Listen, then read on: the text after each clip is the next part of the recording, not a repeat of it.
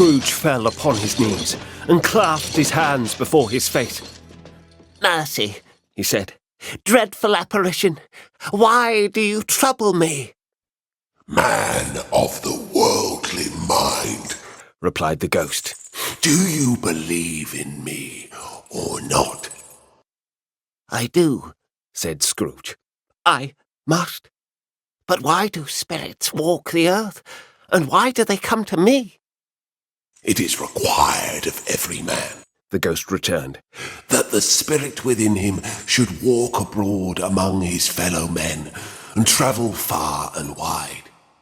And if that spirit goes not forth in life, it is condemned to do so after death. It is doomed to wander through the world, oh, woe is me, and witness what it cannot share, but might have shared on earth and turned to happiness." Again the spectre raised a cry, and shook its chain and wrung its shadowy hands. "You are fettered," said Scrooge, trembling. "Tell me why." "I wear the chain I forged in life," replied the ghost. "I made it link by link and yard by yard. I girded it on of my own free will, and of my own free will I wore it. Is its pattern strange to you?" Scrooge trembled more and more. "Or would you know," pursued the ghost, "the weight and length of the strong coil you bear yourself? It was full as heavy and as long as this 7 Christmas Eves ago. You have laboured on it since.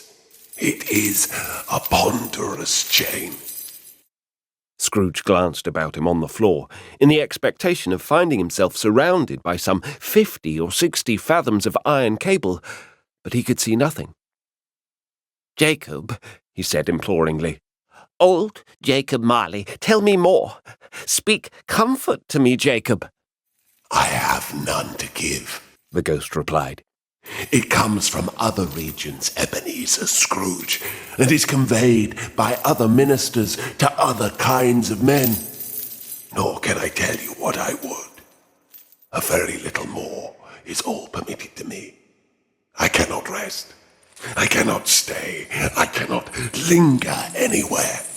My spirit never walked beyond our counting house. Mark me, in life my spirit never roved beyond the narrow limits of our money-changing hole, and weary journeys lie before me."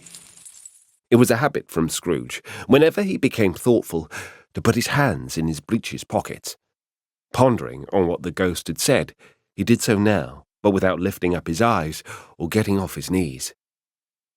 "You must have been very slow about it, Jacob," Scrooge observed in a businesslike manner, though with humility and deference. "Slow," the ghost repeated. 7 years dead," mused Scrooge, "and travelling all the time?" "The whole time," said the ghost. "No rest, no peace, incessant torture of remorse." "You travel fast," said Scrooge. "On the wings of the wind," replied the ghost. "You might have got over a great quantity of ground in 7 years," said Scrooge. The ghost, on hearing this, set up another cry and clanked his chain so hideously in the dead silence of the night that the ward would have been justified in indicting it for a nuisance. "Oh, captive bound and double ironed," cried the phantom, "not to know that ages of incessant labour by immortal creatures for this earth must pass into eternity before the good of which it is susceptible is all developed. Not to know that any Christian spirit working kindly in its little sphere, whatever it may be, will find its mortal life too short for its vast means of usefulness. Not to know that no space of regret can make amends for one's life's opportunity misused. Yet such was I. Oh, such was I." "But you were always a good man of business, Jacob," faltered Scrooge, who now began to apply this to himself. "Business!" cried the ghost, wringing its hands again. Mankind was my business. The common welfare was my business.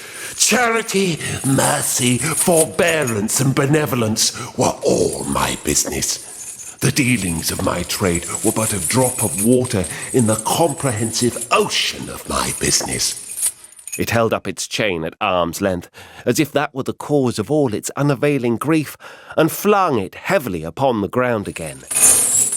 At this time of the rolling year, the spectre said, I suffer most. Why did I walk through crowds of fellow beings with my eyes turned down and never raise them to that blessed star which led the wise men to a poor abode? Were there no poor homes to which its light would have conducted me? Scrooge was very much dismayed to hear the spectre going on at this rate, and began to quake exceedingly. Hear me, cried the ghost. My time is nearly gone. I will, said Scrooge. But don't be hard upon me. Don't be flowery, Jacob, pray. How is it that I appear before you in a shape that you can see? I may not tell. I have sat invisible beside you many and many a day. It was not an agreeable idea. Scrooge shivered and wiped the perspiration from his brow. There is no light part of my penance, pursued the ghost. I am here tonight to warn you that you have yet a chance and hope of escaping my fate. A chance and hope of my procuring Ebenezer. You are always a good friend to me, said Scrooge. Thank ye. You will be haunted, resumed the ghost, by 3 spirits. Scrooge's countenance fell almost as low as the ghost's had done. Is that the chance and hope you mentioned, Jacob? He demanded in a faltering voice. It is. I think I'd rather not, said Scrooge. Without their visits, said the ghost, you cannot hope to shun the path I tread. Expect the first tomorrow, when the bell tolls 1. Couldn't I take them all at once, and have it over, Jacob? Hinted Scrooge. Expect the second on the next night at the same hour. The third upon the next night when the last stroke of 12 has ceased to vibrate. Look to see me no more. And look that, for your own sake, you remember what has passed between us. When it had said those words, the spectre took its wrapper from the table and bound it round its head as before. Scrooge knew this by the smart sound its teeth made when the jaws were brought together by the bandage. He ventured to raise his eyes again and found his supernatural visitor confronting him in an erect attitude with its chain wound over and about its arm. The apparition walked backward from him, and at every step it took, the window raised itself a little, so that when the spectre reached it, it was wide open. It beckoned Scrooge to approach, which he did. When they were within 2 paces of each other, Marley's ghost held up its hand, warning him to come no nearer. Scrooge stopped, not so much in obedience as in surprise and fear, for on the raising of the hand he became sensible of confused noises in the air, incoherent sounds of lamentation and regret, wailings inexpressibly sorrowful and self-accusatory. The spectre, after listening for a moment, joined in the mournful dirge and floated out upon the bleak, dark night. Scrooge followed to the window, desperate in his curiosity. He looked out.